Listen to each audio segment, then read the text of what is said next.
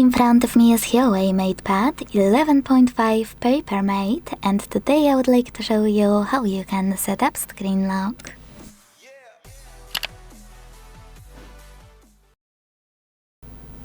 First of all, go into Settings and scroll to access Biometrics and Password available here.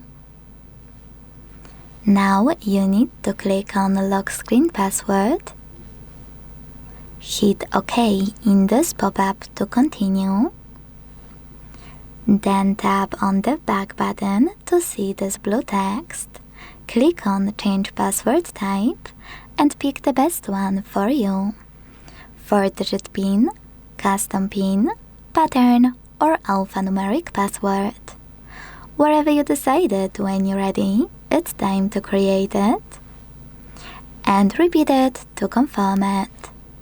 Then hit Done at the bottom right corner. If you made a mistake, don't worry, just click on Redraw on the left and create it again. Now select Done and wait. Finally, when I go back, switch off my screen and turn it back on, Icons that pattern is required.